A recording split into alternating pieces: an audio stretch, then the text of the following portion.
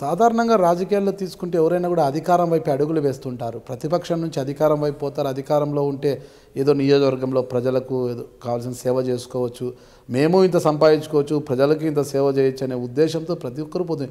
ఇప్పటికే వైసీపీ నుంచి 21 మంది ఎమ్మెల్యేలు కూడా అధికార పార్టీ వైపు వెళ్ళిపోయారు. ఫ్యాన్ స్విచ్ ఆఫ్ చేశారు, సైకిల్ ఎక్కేశారు.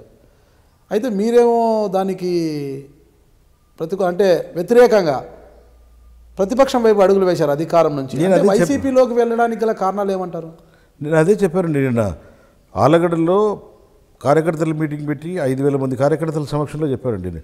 నేను ఈ పరిస్థితుల్లో ఉన్నాను, నా వరకు నాకు పని ఏదైనా జరుగుతుంటుంది, నా వరకు నాకు ఏదో గౌరవం జరుగుతుందని, కానీ మీ పనిని నేను చేయలేకపోతున్నాను, నేను మీకు ఏం న్యాయం చేయలేకపోతున్నాను. ఎందుకు న్యాయం అంటే ఇప్పుడు అవతలలో అడ్డం పడుతున్నారు. ప్రతిదాని నియోజకవర్గం ఇన్ఛార్జ్ కదా, నియోజకవర్గం ఇన్ఛార్జ్ అయినా కానీ మన ఇన్ఛార్జ్ మినిస్టర్ గారు కూడా ఇన్వాల్వ్ అయితే కూడా ఈ పనులు జరుగుతలేవు. మీ ఇన్ఛార్జ్ మినిస్టర్ ఎవరు? అచ్చెన్నాయుడు గారు. ఆయన కూడా ఇన్వాల్వ్ అయిపోయినాడు. 901 ఇల్లు మీరు ఇమ్మీడియట్గా రిలీజ్ చేయండి అని చెప్తే ఆయన కలెక్టర్ గారికి చెప్తే కలెక్టర్ గారు సీఎం పేషెంట్ నుంచి నాకు ఆర్డర్ వచ్చింది, నేను ఆపుతున్నానండి అంటున్నాడు. కలెక్టర్ గారు సంతకం చేసిన కాపీ కూడా నా దగ్గర ఉంది, మీకు కావాలంటే చూపిస్తాను చూడండి. Sanction by collector. ఇల్లు స్టార్ట్ చేయకుండా పెండింగ్ పెడతారు. ఏంటి నా ప్రజలకు నేను సమాధానం చెప్పాల్సిన బాధ్యత నా మీద ఉంది. ఈరోజు మిమ్మల్ని అందరినీ ఆన్లైన్ చేశాను. 893 మందిని వాళ్ళకి నేను ఇల్లు కట్టించేదానికి స్టార్ట్ చేయలేదు. 13 తాలూకాలలో స్టార్ట్ అయింది, ఆలగడ్డ తాలూకాలో స్టార్ట్ కాలేదంటే దీనికి ఏంటి అర్థం? దీనికి రాంగ్ మెసేజ్ పోతున్నది వాళ్ళకి. ఇప్పుడు వాళ్ళకి దానివల్ల వాళ్ళు కూడా నష్టపోతుంది. నేను నా ప్రజలకు అన్యాయం జరుగుతుంది. నేను మీరు అన్నట్టుగా ప్రభుత్వం వైపు ఎవరన్నా పోతారు, కానీ నేను అక్కడ పని చేయలేనప్పుడు నేను అపోజిషన్లో ఉన్నట్టే కదా లెక్క. తెలుగుదేశం పార్టీలోనే నేను అపోజిషన్లోనే ఉన్నట్టే నేను ఫీల్ అయినాను. నాకు అక్కడ ఉండాల్సిన అవసరం ఏముంది? అందుకని మీకు అంత వ్యతిరేకత చంద్రబాబు నాయుడు నుంచి ఆయన ఎందుకు అంత మీకు అనుకూలంగా లేకపోతే? ఆయన నా మీద వ్యతిరేకతని కాదు, ఎందుకో అక్కడ ఫేవర్ చేస్తూ పోయినాడో, మరి ఎక్కడ మిస్కమ్యూనికేషన్ అయిందో, ఆయనకి ఏం ఫీడ్బ్యాక్ చేశారో మనకు తెలియదు. మీకన్నా భూమా వాళ్ళు బలవంతులనే, అలాంటి ఆర్థిక అంగబలంలో ఉన్న వాళ్ళని వాళ్ళకు ఇచ్చేయడము మిమ్మల్ని అది ఏ బలం ఉన్నారో ఏమున్నారో ఆయనే. చంద్రబాబు నాయుడు గారే 2012 ఎన్నికల్లో బై ఎలక్షన్లలో నేను ఆలగడ్డ తాలూకా ప్రజలందరినీ క్షమించమని అడుగుతున్నాను, ఇక్కడ ఒక విష వృక్షాన్ని పెంచాను, ఆ విష వృక్షాన్ని పెంచినందుకు నన్ను క్షమించండి అని ఆలగడ్డ తాలూకాల ప్రజలందరి ముందర కూడా అడిగాడు. అదే విష వృక్షాన్ని ఈరోజు కౌగిలించుకుంటున్నాడు. ఎలా సాధ్యం? అది ఎలా సాధ్యం అనేది మీరు ప్రశ్నించలేదా చంద్రబాబు నాయుడు గారు? నా విషయాన్ని నేను ఓపెన్గానే విమర్శిస్తానండి. నేనేమో I'm not bonded labour, I will ask. కానీ దానికి సమాధానం వస్తే కదా, సమాధానం రానప్పుడు మనం ఏం చేస్తాం? చంద్రబాబు నాయుడు గారితో కలిసినప్పుడు మీరు ఈ విషయాన్ని అడిగారా? మీరు ఆ రోజు అలా విమర్శించారు కదా విష వృక్షం అనేది. ఆ విషయాలు మాకు ఇంటర్నల్గా ప్రతి సమన్వయ కమిటీ మీటింగ్లో జరుగుతుంది, ప్రతి చోట జరుగుతుంది. ఇప్పుడు క్లాసెస్ ఉన్నాయి, క్లాసెస్లో కూడా చెప్తున్నాం ఈ విధంగా ఉన్నాయి, వాళ్ళు తీసుకోవడం తప్పు అవుతుంది. ఇప్పుడు అట్లా ఎంకరేజ్ చేస్తే ప్రతి చోట ఈరోజు పార్టీ కోసం కష్టపడిన వాళ్ళు ఏదో మార్జిన్ తోటి ఓడిపోవటమో, ఏదో సింపతి మీద ఓడిపోవటమో, ఇటువంటి జరిగినాయి కొన్ని కారణాలు. అటువంటి వాళ్ళు అందరూ ఇబ్బంది పడతారని చెప్పి ప్రతి ఒక్కరు కూడా, నేను ఒక్కనే కదండి, మొన్న అక్టోబర్ 4-5 తారీఖులలో మొత్తం 225 మందిని ఇన్వైట్ చేసి మీటింగ్ జరిగితే 3 రోజులు, ఆ 3 రోజులు కూడా ఒక్కొక్క బ్యాచ్కి 23 మంది 24 మందిని పెట్టి 6 మీటింగ్లు కండక్ట్ చేస్తే 6 మీటింగ్లలో కూడా ఇదే వచ్చిందండి ఒపీనియన్. మీరు చేసింది దాంట్లో అది పొరపాటు అవుతున్నది, అది ఇద్దరిని మీరు కోఆర్డినేట్ చేయలేకపోతున్నారు, ఇద్దరి మధ్యలో వ్యత్యాసం వస్తుంది, అక్కడ పార్టీ దెబ్బతింటుంది, అన్నీ దెబ్బతింటున్నాయన్నీ. అప్పుడు మరి వారికి ఏమన్నా ఒకరిని మీ తీసుకొని ముందుకు పోవాలనుకున్నారో ఏమో, ఆ రోజు నుంచి చాలా తేడా వచ్చేస్తుంది. ఎమ్మెల్యే అఖిలప్రియ గారు ఎలా ఉండేవారు మీతో?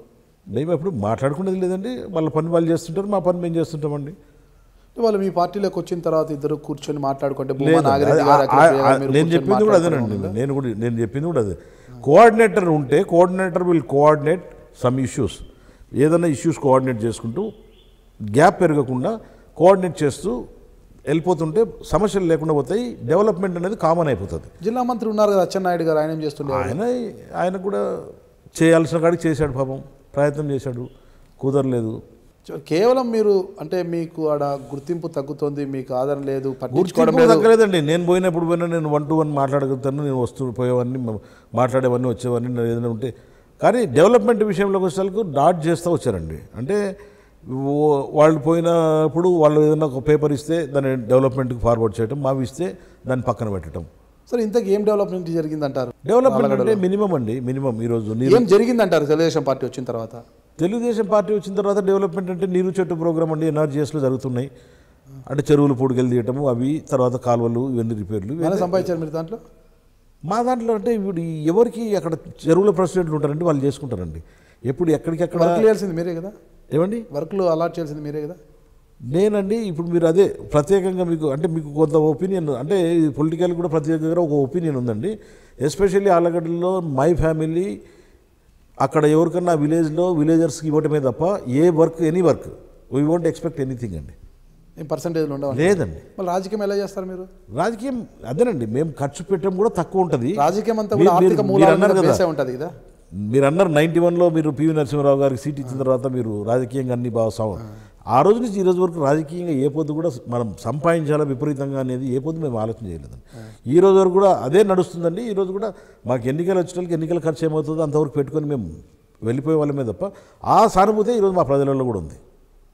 ఇప్పుడు నేను ఇన్ని ఫంక్షన్స్ చేస్తానండి. ఇప్పుడు తెలుగుదేశం పార్టీలో ఉన్నప్పుడు ఆయన నెలకు ఒక ప్రోగ్రాం పెట్టుకుంటూ వచ్చాడండి. నెలకు ఒక అంటే ఆల్మోస్ట్ ఆల్ ప్రతి సంవత్సరంలో 4-5 ప్రోగ్రాంలు ఆ విలేజెస్ విజిట్స్ ఉంటాయండి. విలేజ్ విజిట్ పోతే నాకు వాళ్ళు నన్ను ఆహ్వానించి నన్ను అక్కడ అంతా రిసీవ్ చేసుకుని అక్కడ చేయాలంటే వాళ్ళకి 5,000-10,000 ఖర్చు అవుతుంది అండి. ఆ ఖర్చు వాడు ఎక్కడి నుంచి పెట్టుకుంటాడండి? ఈరోజు వాళ్ళు ఖర్చు పెట్టాలంటే నేను వాళ్ళని బలం చేస్తే ఆర్థికంగా వాళ్ళు నేను పోయినప్పుడు నన్ను గౌరవంగా ఆహ్వానిస్తాడు. నేను రెండోసారి పోతున్నాను, వాడిని మొదటిసారి ఖర్చు పెట్టుకుని వాడికి ఏమి నేను ఇవ్వకుండా ఆ కమిషన్లని నేను తీసేసుకొని వాడిని పని చేయాలంటే వాడు ఇట్లా చేస్తాడండి. నువ్వు వచ్చినప్పుడు దండం పెట్టి పక్కకి వెళ్ళిపోతాడు, ముఖం చాటేస్తాడు. నేను మీ గుడివాడ అమర్నాథ్, వైఎస్ఆర్ కాంగ్రెస్ పార్టీ విశాఖపట్నం జిల్లా అధ్యక్షుడిని. మీరు చూస్తున్నారు ఐ డ్రీమ్ న్యూస్.